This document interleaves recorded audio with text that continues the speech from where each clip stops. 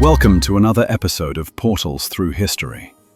Tonight, we're going on a witch hunt. Step into one of Europe's darkest shadows, the witchcraft craze. Picture this.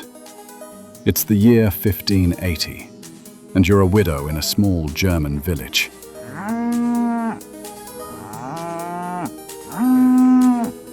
Your cow suddenly sickens, and whispers spread.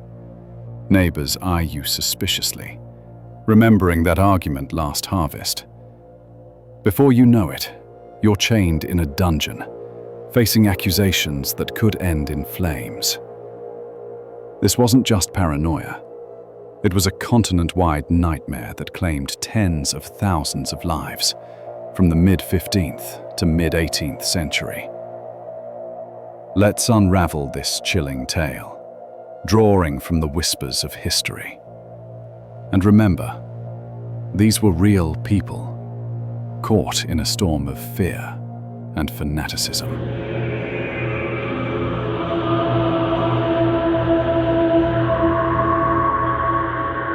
Our story begins in the late 1400s, when Europe was fracturing under religious wars and plagues. The witchcraft craze wasn't about harmless spells or broomstick rides. It was rooted in a terrifying belief in diabolical witchcraft. Church scholars and demonologists preached that witches weren't mere folk healers. They'd sold their souls to the devil himself.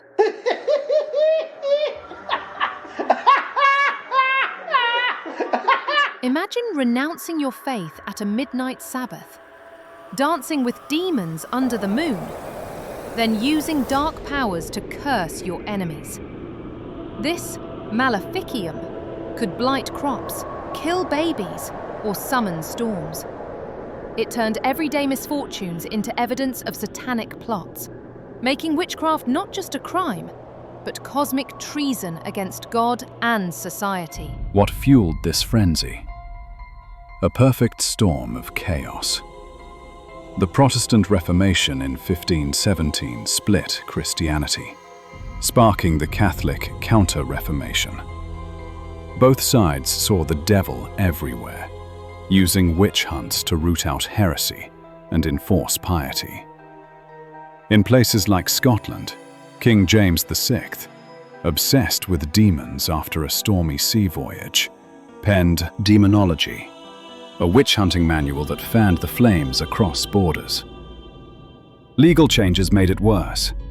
Inquisitorial courts let judges investigate on rumors, and torture extracted wild confessions. One victim might name 10 accomplices under the rack, sparking chain reactions of arrests.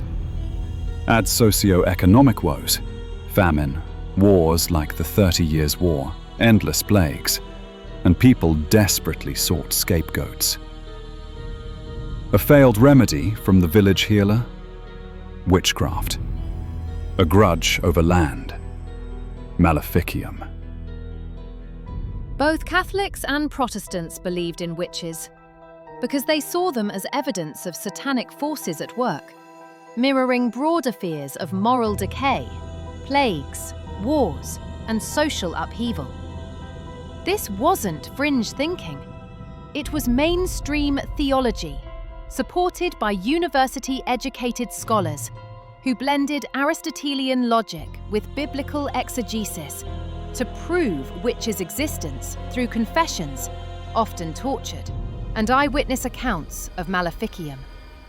Essentially, in an era without scientific skepticism, the supernatural was taken as literal, and denying witches could itself be seen as heretical. Take the Pendle witches of Lancashire, England, in 1612.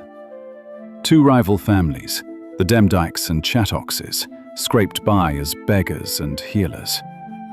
Old Demdike, blind and bent with age, was accused of cursing a peddler who died days later. Under interrogation, her own granddaughter testified against her, spinning tales of clay dolls and demonic familiars.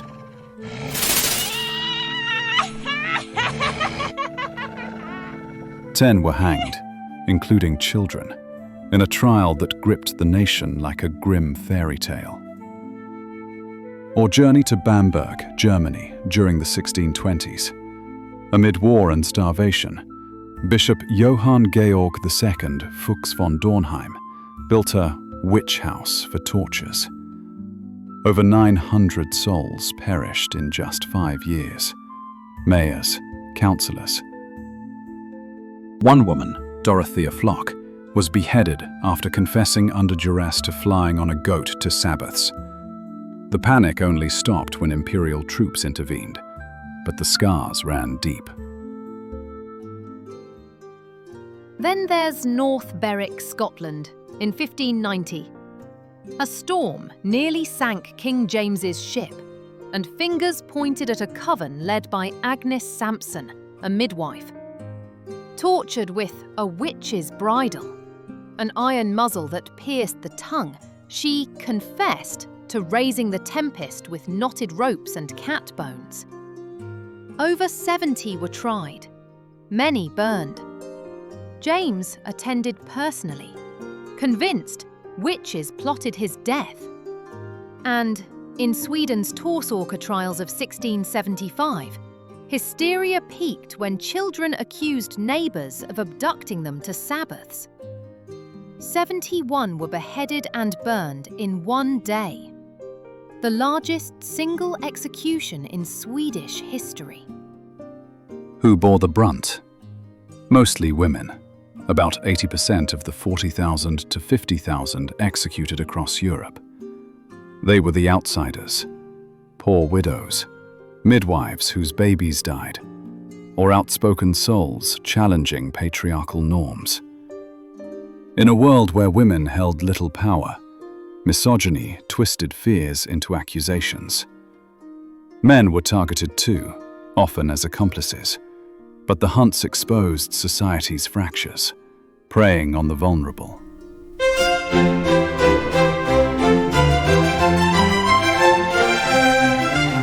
By the 1700s, the tide turned. The Enlightenment dawned, with thinkers like Voltaire mocking superstition. Courts demanded real evidence, banning torture. The last executions? Anna Goldie in Switzerland, 1782. Beheaded as a witch, though officials called it poisoning to save face. Europe awoke from its fever dream, but the legacy lingers. A warning about fear, power, and the human cost of scapegoating. Thanks for joining me through this portal. If it chilled you, hit like, subscribe, and share your thoughts below.